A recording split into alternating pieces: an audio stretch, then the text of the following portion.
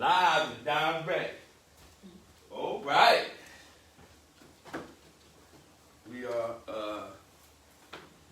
live, Capital Recovery Center.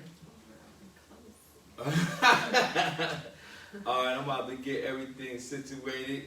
Welcome everybody to another coffee and conversation at Capital Recovery Center. We are here today, and we will be going over a few choice topics. Let's see what we got here. All right, so today we're going to be talking about how words influence our perspective, and we'll go into why person-centered language is important. So we'll talk about how our words influence our perspective. We got any announcements, Ms. Karen? Yeah, I just want to remind that Recovery on Wheels is going to be out tomorrow in Millville at the mini park across from City Liquor. Tomorrow. Yes, tomorrow. Hopefully we see you guys out there. If you have anybody that need any support for substance use disorder, Recovery's on Wheels, you can go there and we'll be able to link them to some type of treatment facility, outpatient, inpatient, or recovery coach, whatever they need. And also, what about the walk Friday? Yeah, Friday, weather permitting, it's going to be at 11 and we're going to meet at the Recovery Center. Recovery Center, 72 North Pearl Street. We will be meeting here and we will be going for a walk. We've been doing it for the last few weeks. Walking for recovery, which is our passion, not one of our passions. Also, Thursday, 1 p.m., we have all recovery meeting that we have every week. Lately, we have been going through, we deal with the 12 steps because we're going through multiple pathways of recovery, and we will, this particular week, we will be concluding or going into steps 5 through 8, I believe. Yes. 5 through 8. 5 through 8. So tune in for that at Thursday at 1 p.m. And all right, with that being said, I don't think we got any more announcements. Again, if you would like to connect with us through social media, you can go to Cumberland County Human Services YouTube page or Capital Recovery Center Facebook page. If you would like to participate in what we're doing now, you can hit the link and come on the back end and you can be in the discussion along with us. That being said, let's go. You want to read or I go? I can start. All right. All right, so it says, words are formed to communicate. Words consist of sound and vibration. Often these sounds and vibrations of words tend to create a wider impact than the actual meaning of the word. For example, the word debilitate means make weak, but is our perception towards these words the same? Even when you observe the terms used in medical studies, they have a difficult sound which makes us believe that studying medicine is difficult. No doubt it requires hard work, but is it some rocket science? Heart attack is termed as myocardial infarction in medical terms. Its complexity to pronounce and unusualness makes it sound like something huge. Also, these terms are not often spoken frequently as people are more accustomed to talking about their daily life. We often find a lot of words difficult to pronounce, and we often assume that the one who pronounces them correctly knows about the subject. So we talking about how our words influence our perspective or perception of things. If the way or what we're talking about or what we're discussing, how we say it, or if we have the knowledge of the things we're saying, it always forms our perspective about things. Some things we might, in different nationalities, national races and everything, certain words might mean one thing, but in their side, it means something totally different. So it's very important that you understand how your words can influence certain situations because it can have different meanings for different people. So one of the things she said, we often find a lot of words difficult to pronounce, and we often assume that the one who pronounces them correctly knows about the subject. That's powerful too, because I ain't all that great at pronouncing a certain words. I stay in my area of expertise. But when you find someone that's able to pronounce it, you assume they know more about that particular subject than you. So that's how our words can influence our perspective. Next, it says, sit back. Sometime back, my sister was planning to backpack across Europe. She said she will be hitchhiking in Europe.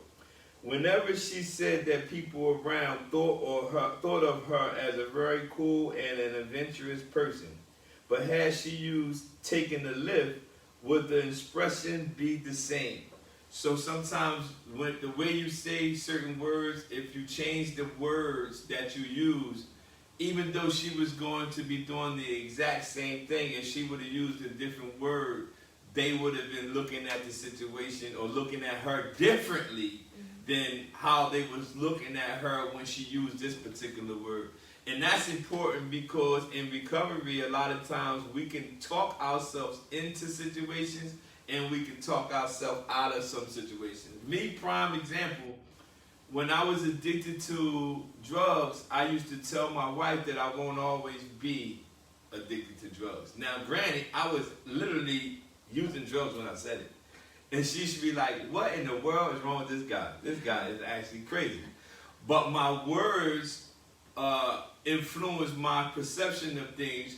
I kept saying that, and eventually my life caught up to my words. So it's very important about the words you use.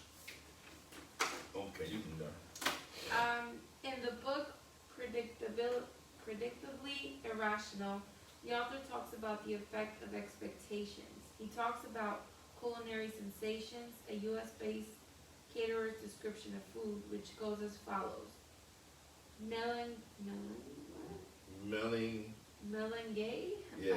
of the freshest aroma, cherry tomatoes, and crisp field greens, paired with a warm circle of chèvre and a fruity raspberry vinaigrette. Words like cherry, warm, crisp, fresh increases our expectation of the food and makes us comfortable with the high price on the menu.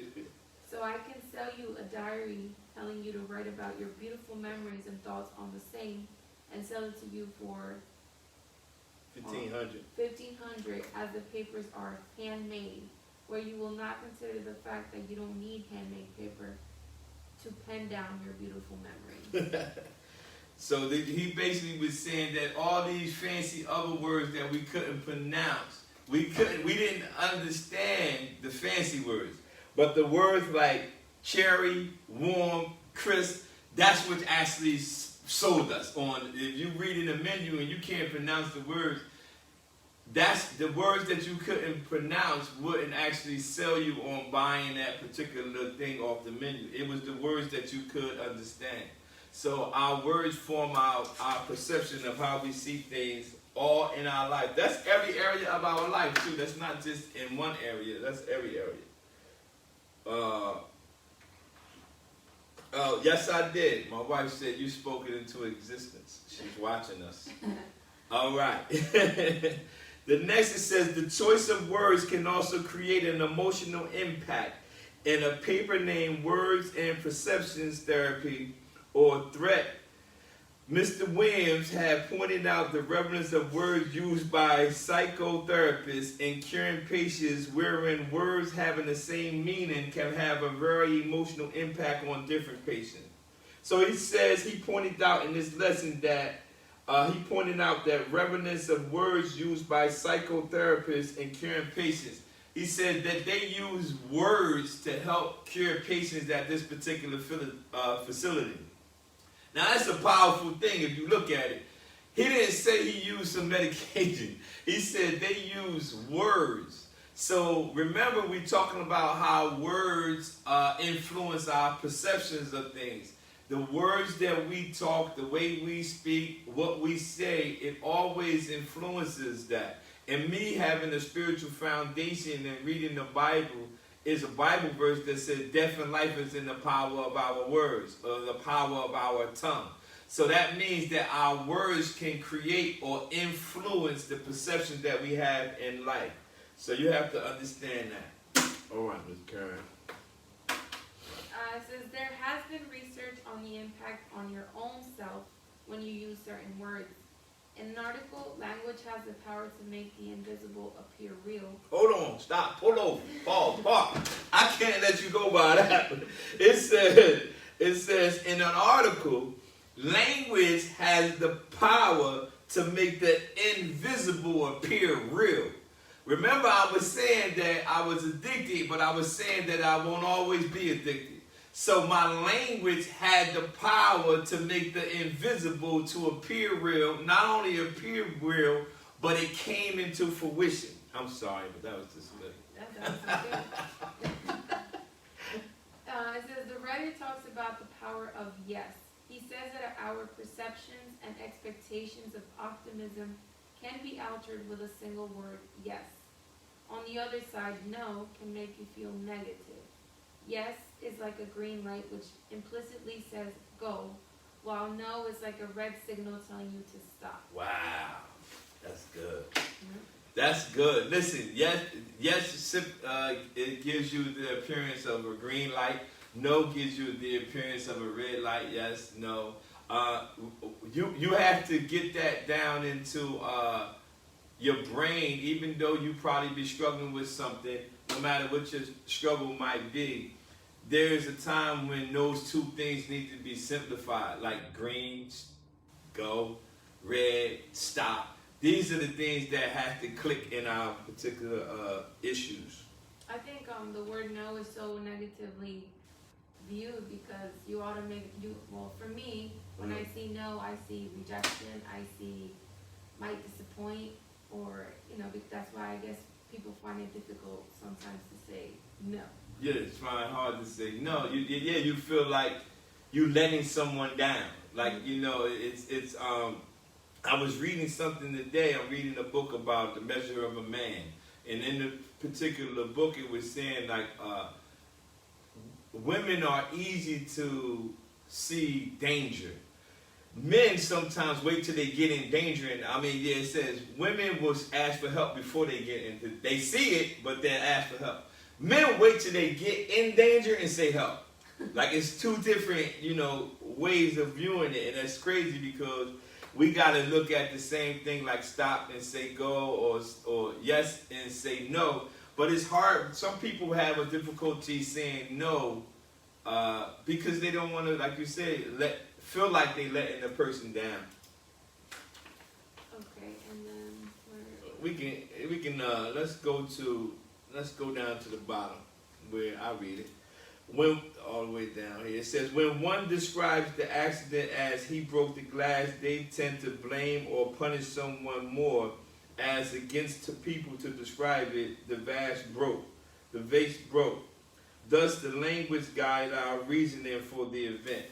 So basically, what that was just letting us know that how our words, we was talking about how our words influence our perspective. Now, in tying it into another part of how our words influence our perspective, we're going to talk about a few things that we call person-centered language. A person-centered language. This is as the professional dealing with a recovery participant or client. This is the type of language we're going to discuss. Anyone even helping professionals may use stigmatizing and defeating-based languages, the deficit-based language unintentionally, and thus creates additional barriers towards recovery for the individual.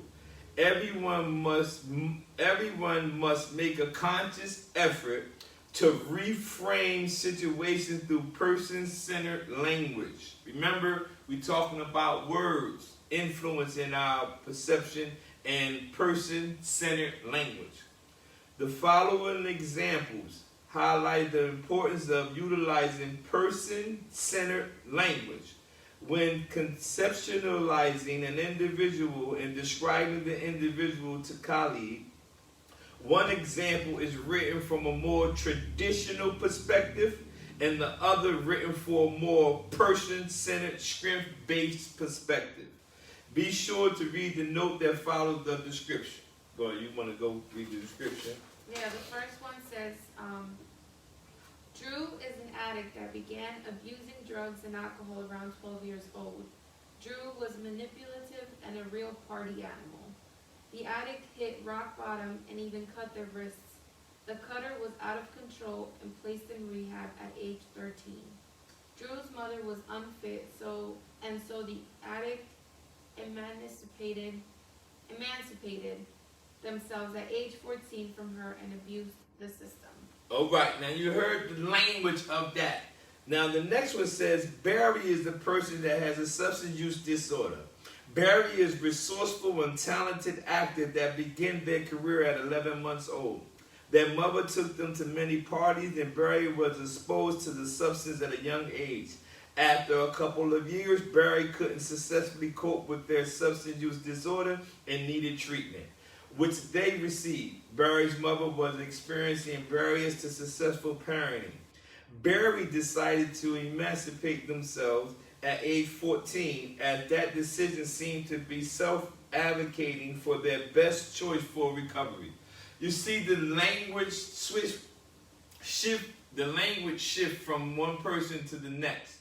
It says recovery focuses on a person's capacity for change, which means emphasizing an individual's strengths and not just the symptoms. So the way that it was written for Barry put emphasis on changing the language, that how we talk about the individual. And for example, it says Drew is an addict. The first one says Drew is an addict. And the other one says this is Barry is a person who struggled with a substance use disorder. The language change is very important. Remember, we talking about how words influence our perception of things.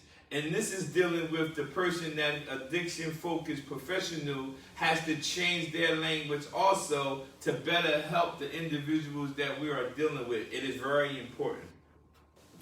All right, strength-based roles support the recovery process, while negative language emphasizes stigma and promotes isolation. Okay, you can go. An important question to consider is naming the disorder pertinent to the conversation with this individual or colleague? If it is not significant to treatment, then consider leaving it out of the interaction. Whoa! That's good stuff. All right. I guess that's why, motivational therapy is very, it's more helpful because you're giving that person kind of like a sense of empowerment. Yeah. Motivational interview. Oh, there you go, motivational interview.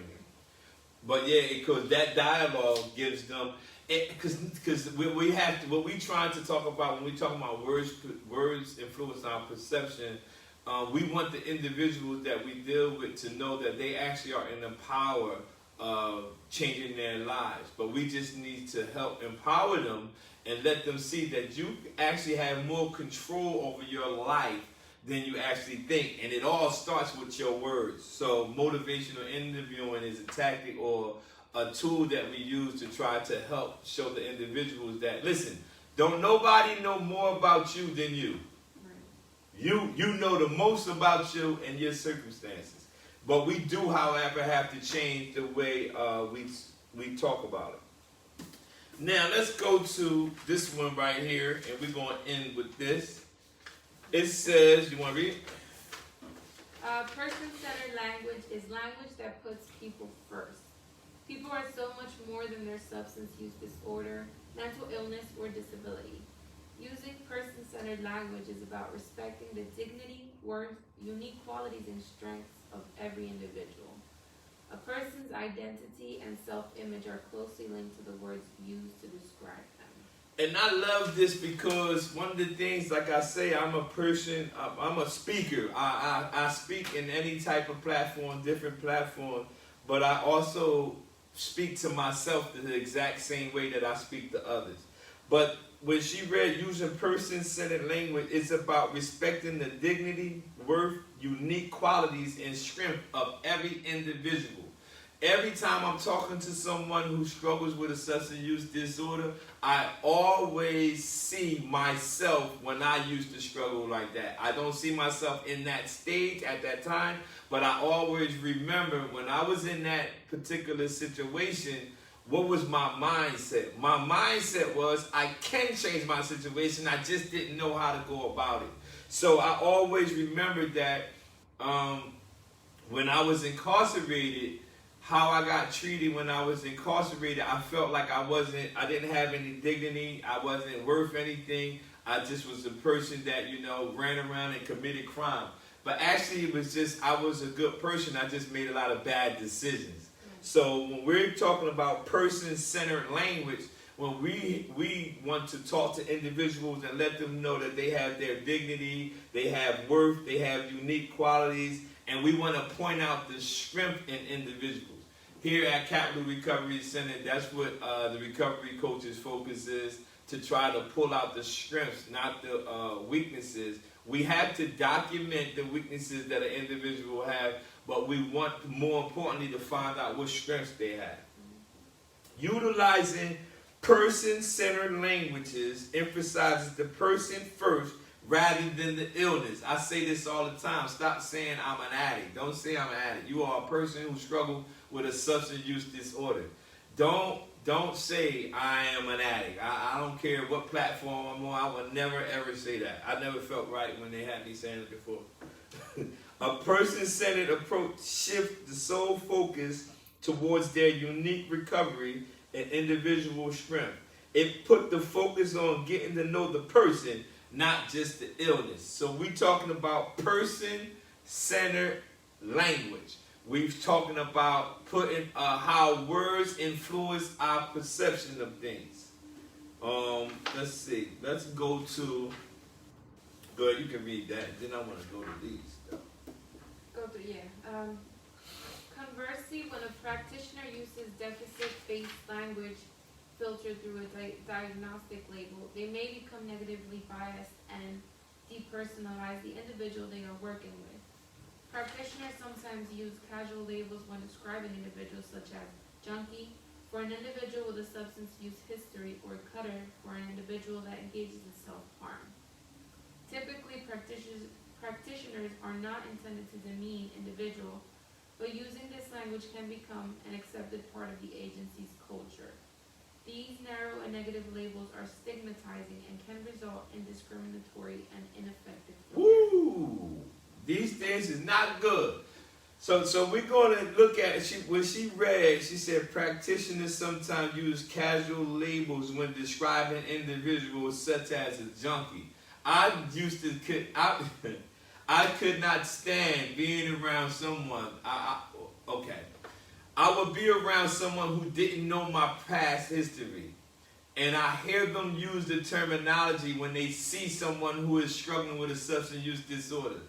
It used to rub me the wrong way, because I had to let them know, I used to be like that. They was like, you lying. Because they only know the 10-year me, the last 10-year me. So when I tell them about, I used to be that, I say, well, if that was me, you would call me the same thing you calling them. So I just had to educate them on, it's not that they're a junkie, that's just someone who struggles with a substance use disorder. And again, remember, we're talking about person-centered language.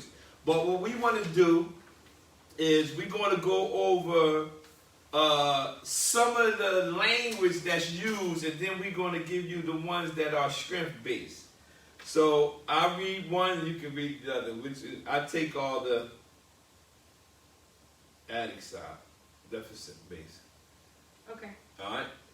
So these are the terms, these are the languages people use, but we're going to give you the strength-based one. The ones that you should use instead. There you go. Thank you. See? Yeah. The ones you should use instead. Again, we're talking about how words influence our perception, and we're talking about person-centered language, using person-centered language. So the first one is addict. Instead of addict, use person with a substance use disorder. Nice. The next one is frequent flyer. Someone who utilizes services and supports when necessary. The next one is hostile and aggressive. Protective. The next one is helpless and hopeless. Unaware of capabilities, opportunities. Mentally ill. Person with a mental illness. Lazy. Ambivalent. Working to build hope. Manipulative. Resourceful. Unfit parent. Person experiencing barriers to successful parenting. Resistant. Chooses not to, isn't ready for, not open to. Suffering with. Working to recover from experiencing, living with.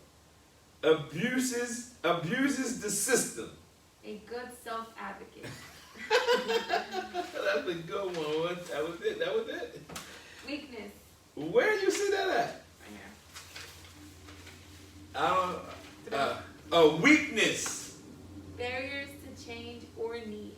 That is awesome. So what we just did was we gave you some terms or some language that individuals use, and we gave you strength-based language that you can resort to. Again, we were talking about how words influence our perception, and we were talking about person-centered language. It's very important that we tell people who struggle with a substance use disorder that their words influence their perception, so they need to start changing their language. Not only is the person who's struggling with substance use disorder need to change the way they speak, but the person who are helping them also need to use person-centered language. And when both of those individuals start to change the process of how we speak, some of the process of recovery can start rolling and get to maintaining sobriety. Again, hey, Mr. Craig Dingle, top of the morning to you too, man. I'm glad you can join us. Again, my name's Michael. I'm one of the recovery coaches at Capital Recovery Center, and this has been another great coffee and conversation, and we will see you again soon. Yes, and remember that instead of saying I can't, maybe replace it with I will. That's it. And we'll see you Thursday at 1 p.m. for all recovery meetings. See you guys.